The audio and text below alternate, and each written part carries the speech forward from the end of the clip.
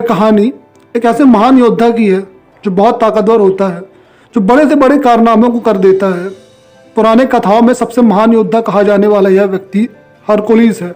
Hercules ईश्वर का बेटा कहा जाता है। इस कहानी की शुरुआत में दिखाया जाता है कि एक लेडी एक बच्चे को जन्म देती है।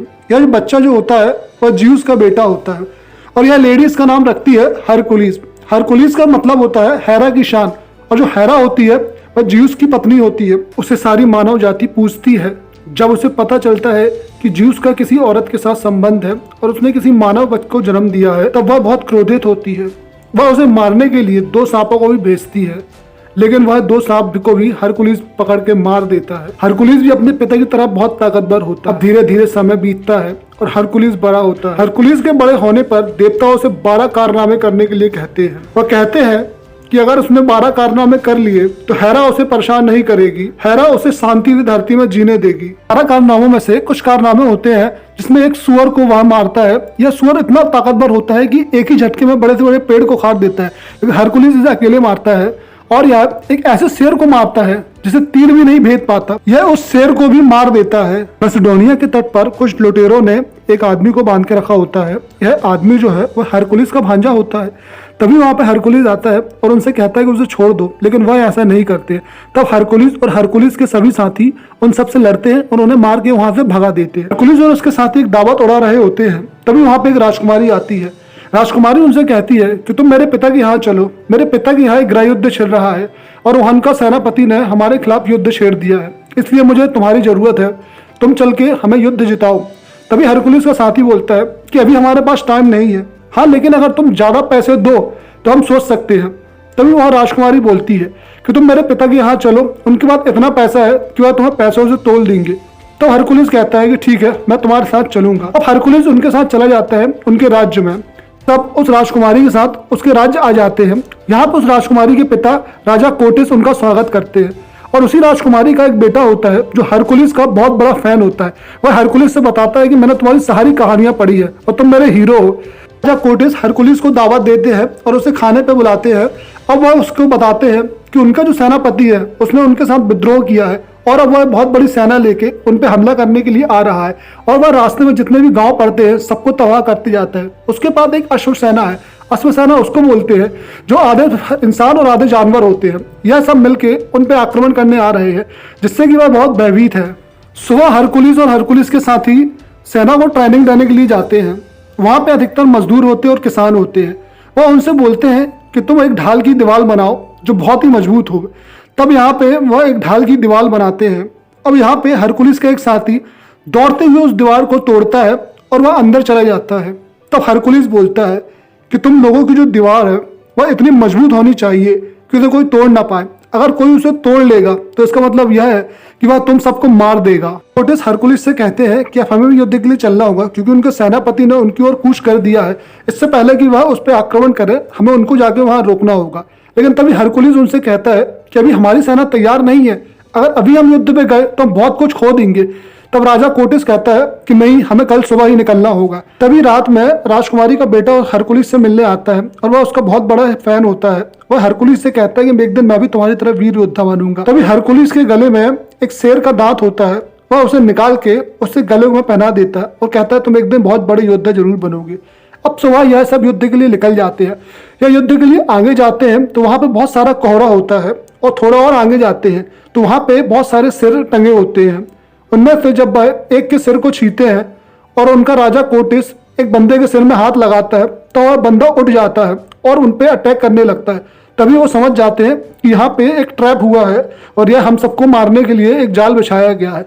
वहां पे बहुत सारे आदि मानव आ जाते हैं जो इंसानों को मारते हैं। यह बहुत खतरनाक दिखते हैं। तभी हरकुलिस अपनी सेना से बोलता है कि चारों तरफ एक मजबूत दीवार बनाओ जिसे कोई भेद ना पाए और उसके बीच में राजा कोटिस रहता है। अब हरकुलिस और उसके साथी युद्ध के लिए तैयार होते हैं और इनके बीच बहुत घमासान युद्ध होता है। तब हरकुलिस जीत जाता है, लेकिन इनकी बहुत सारी हानि हो जाती है। इनके बहुत सारे सेनापति मर जाते हैं, इनकी बहुत सी सेना को नुकसान हो जाता है। जब हरकुलिस रात में सो रहा होता है तो उसे बहुत बेचैन दिखाया जाता है। उसे हमेशा बहुत बेचैनी होती है, उसे नींद नहीं आती है, वह तड़पता रहता है।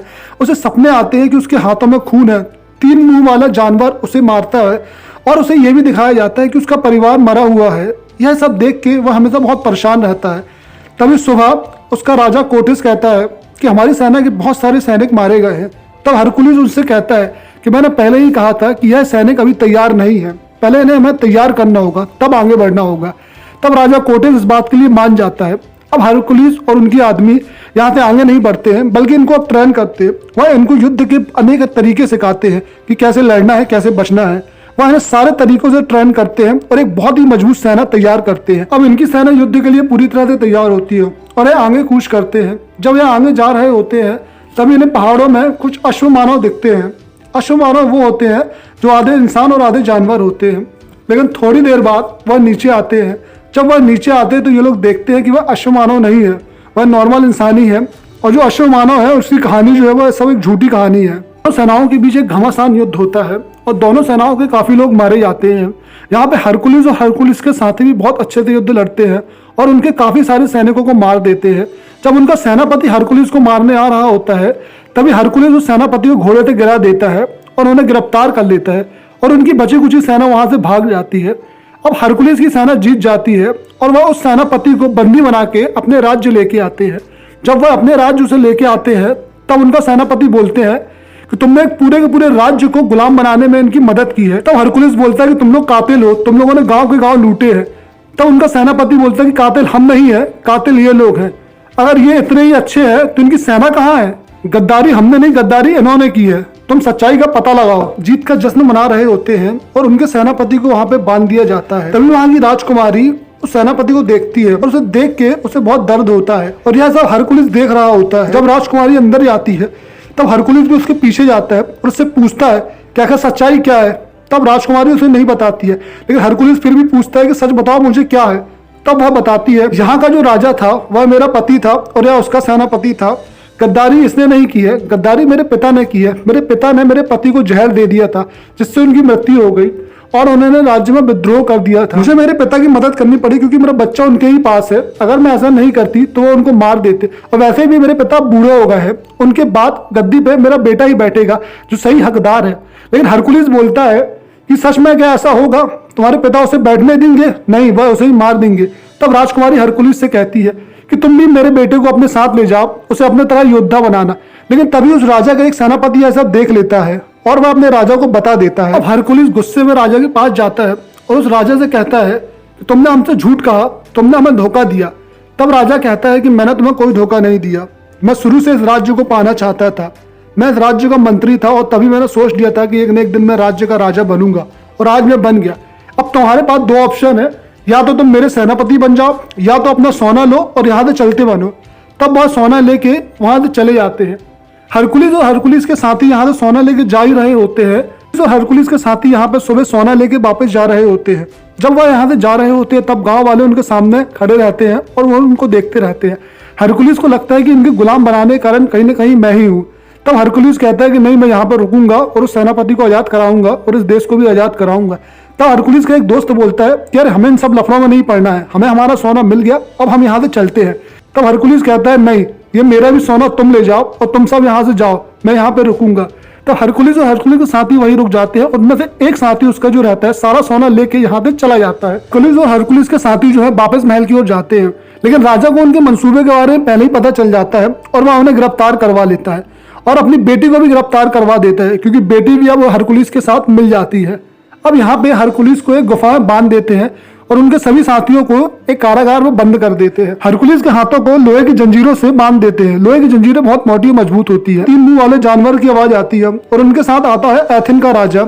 यह जानवर जो है वो एथेन के राजा का ही होता है और यह जो है वो हरकुलिस के राज्य का ही होता है।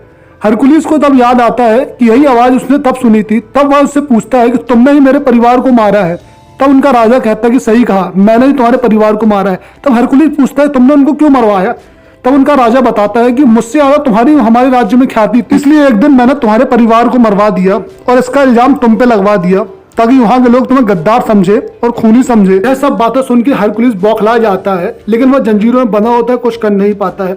वहीं पे अब राजा एक एक करके सबकी बलि देता है और पहला नंबर उसी की बेटी का होता है। वह अपनी बेटी की बलि दे ही रहा होता है तभी हरकुलिस का एक साथी हरकुलिस से कहता है कि क्या तुम एक गाथा हो, तुम याद करो तुमने कौन कौन से कारनामे करे हैं। वह हरकुलिस को उत्साहित करता है और वह कहता है कि ये जंजीरें तोड़ दो। तब हरकुलिस अपनी पूरी ताकत लगाता है और उन जंजीरों को तोड़ देता है और वह इस राजकुमारी को बचा लेता है और अपने साथियों को भी बचा लेता है। और यह एक एक करके उन सबको मारने लगता है, या उस जानवर को ही मार देता है जिसने उसके परिवार को मारा था। वहीं पर उसका राजा मिल जाता है जिसने उसके परिवार को मारने के लिए ऑर्डर दिया था। अब यह उस राजा को ही बहुत दर्दनाक मौत देता है। तभी यह सब वहां से बाहर आते हैं और बाहर आते हैं तो देखते हैं कि पूरी पूरी फौज सामने खड़ी है। वह राजा अपनी सेना से बोलता है कि यह कोई भगवान का बेटा नहीं है, यह भी एक मामूली सा इंसान है, जाओ सब इसको मार दो।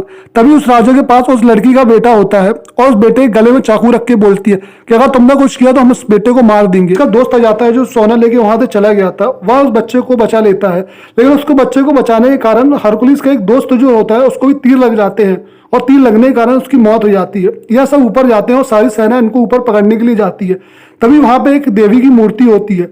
हरकुलिस अपनी पूरी ताकत लगाता है उस देवी की मूर्ति को गिराने के लिए और वह उस मूर्ति को गिरा देता है। जब वह उस मूर्ति को गिराता है तो सारी की सारी सेना पीछे आ जाती है और उस देवी का जो सिर होता है वह जाकर उस राजा से टकराता है, जिसके कारण उस राजा की मौत हो जाती है। अब वह सेना उनके सामने घुटने टेक देती है और यह युद्ध खत्म हो जाता है। लेकिन अभी भी यह किसी को नहीं पता होता है कि हरकुलिस जो सच में ज्यूस का बेटा है कि नहीं। लेकिन उसके जो कारनामे हैं वह एक बहुत बड़े योद्धा के हैं और वह एक बहुत बड़ा योद्धा है। तभी यहाँ पे अब हमें वो फोटो दिखाई जाती है कि हरकुलिस ने जिन जिन जानवरों का शिकार किया था या जिन जिन युद्ध में जीता था उनमें उनके सभी साथी उसके साथ होते हैं। यहीं पे दोस्तों पिक्चर खत्म हो जाती है। पिक्चर आपको कैसी लगी दोस्तों हमें बताना, लाइक करना, सब्सक्राइब करना, और जिन्होंने सब्सक्राइब नहीं किया जल्दी सब्सक्राइब कर दो क्योंकि 300 से ज्यादा मूवी हम आपके लिए लेके आने वाले हैं। धन्यवाद।